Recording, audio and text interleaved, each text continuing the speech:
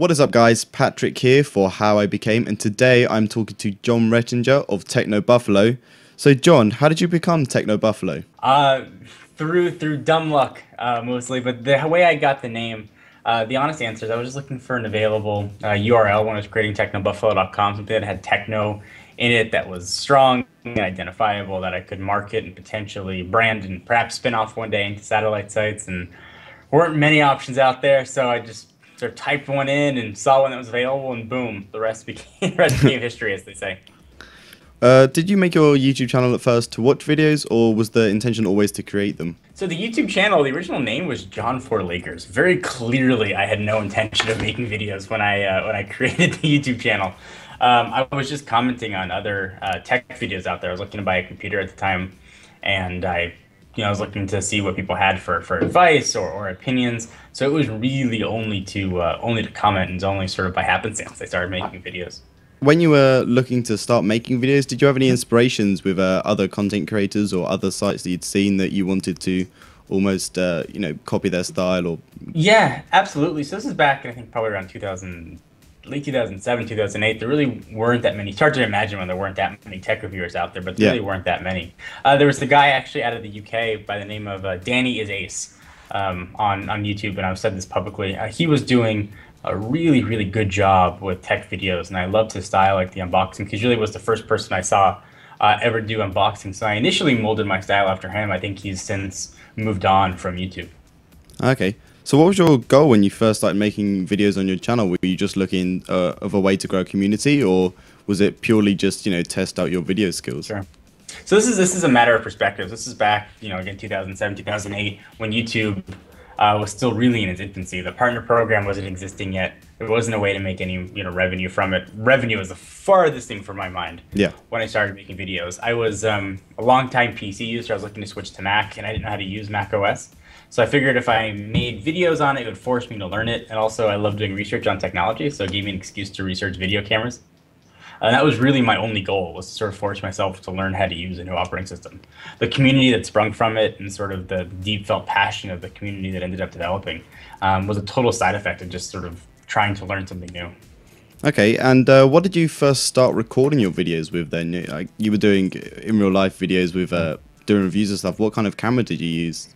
I had an old digital tape camera. I mean, you can hear it in my early videos. You can hear the tape winding in the video. I still have it somewhere at home, but it just sort of goes to show how long ago that was. But it was tape. I remember when I had to import it into my computer, I had to wait for it to go in real time to spin through to import it into old school iMovie. I think it's probably iMovie '06 back then. What would you say the first video really like accelerated your channel's growth when you realized this could become a thing that, would be a little bit more than a hobby? Probably as we got to the initial iPhone launch, that iPhone unboxing and the iPhone reviews, and I really realized there are a lot of people out there. And I probably got a lot of attention, much more than I deserved, because there wasn't anybody else out there. I was sort of first to market by dumb luck. So that was when I realized, wow, there are a lot of people, a lot of like minds, and we sort of share that mutual love for technology. And what would you say kept you on YouTube rather than move on to other platforms? That is a good question. I'm sure, like everybody on YouTube, there are times that you just think about quitting. The comments can be brutal, especially when you're starting out. You don't know if you can sort of force through it. Back when I was starting on YouTube, it was pretty much just cat videos and guys getting kicked in the balls. So I didn't even tell my girlfriend, who became my wife at the time, that I was even doing YouTube videos, because people just looked at it like, what the heck are you doing? Yeah. So I waited probably 6 months before I even told her that I was doing it. So that was sort of my my long-winded answer for you. And when did YouTube first become a full-time job to you? Because you talk about how you started YouTube before it was a monetizable platform, but as soon as it did, was this something that just instantly became a full-time job, or did you have to transition over to it? No, certainly not. So the YouTube partner program was just starting. This is back when you had to apply, and I remember when I first read about the partner program, I looked up the gentleman's name who had started it and who was in charge of it, and I found his email address, and I wrote him probably about a 3-page letter as to why I should be accepted into the partner program. I remember I had about 8,000 subscribers at the time, and they really were only accepting channels much, much, much larger than mine. And I got a personal letter back thanking me for the time and for the effort.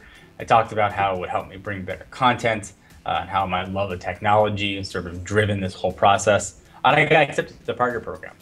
And at first it was, 50, $60 a month. But I even to this day, I can't believe I can make money from this. I mean, it's mind-boggling. I do what I love, Yeah. and I get paid for it. But back then, it was a little bit of money, and I was working. I was running a marketing department for a software development firm, and I hated the job. I mean, Yeah. I've said this before, but to the point where I hope I get another car accident, so I wouldn't have to go in every day.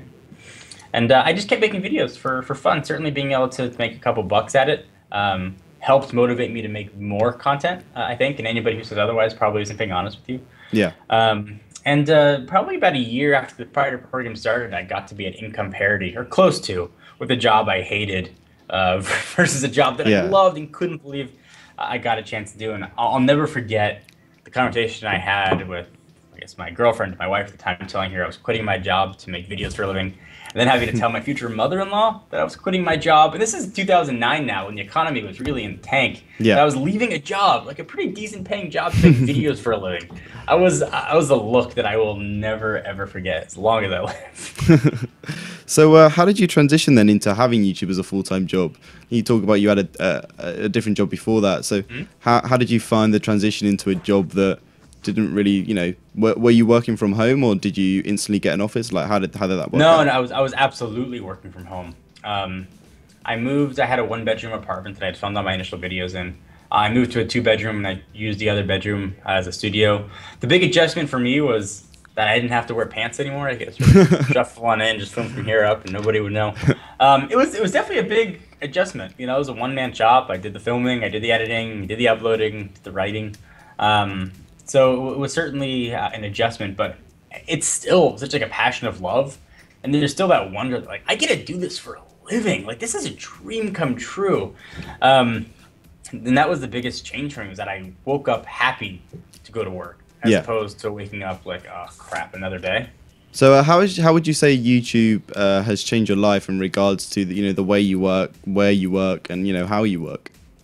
YouTube has given me everything, and I unequivocally mean that. YouTube gave me a career when perhaps my life lacked direction. YouTube gave me a platform. YouTube gave me an audience. YouTube gave me a way to meet like minds. YouTube, in every sense of the word, changed my life, and I'll always be forever grateful.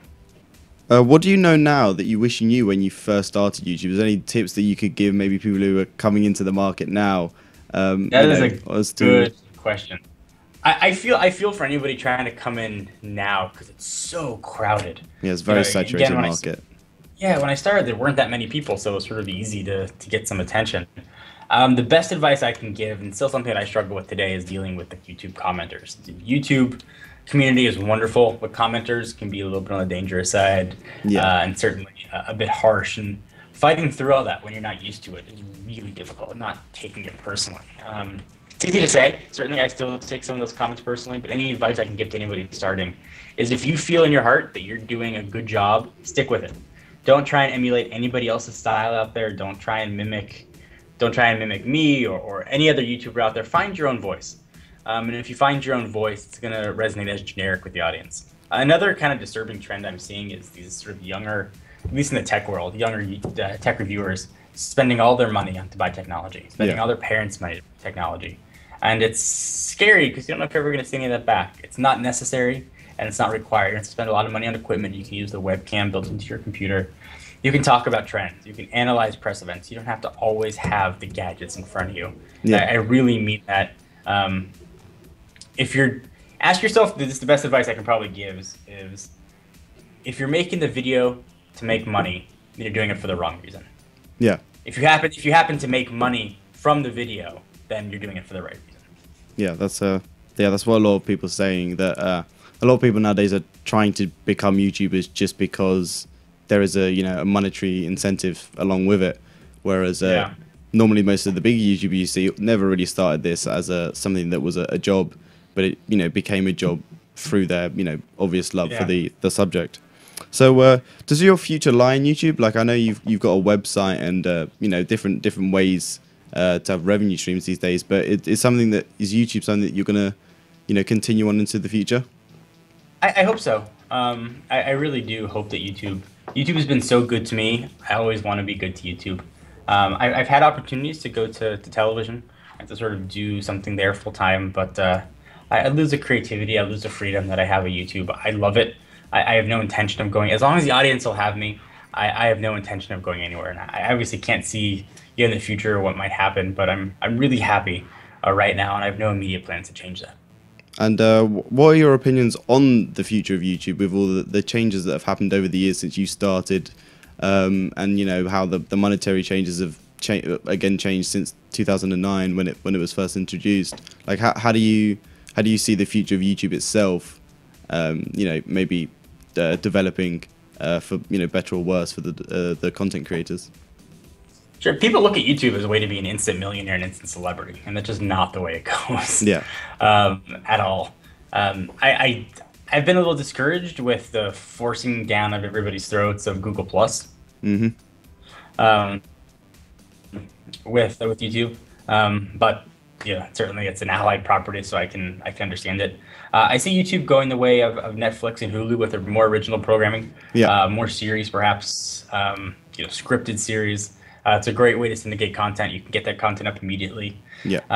I wish YouTube would do a little better job promoting internally with their own sort of YouTube folks, as opposed to focusing on just one or two, well-known, focusing on folks from across all genres.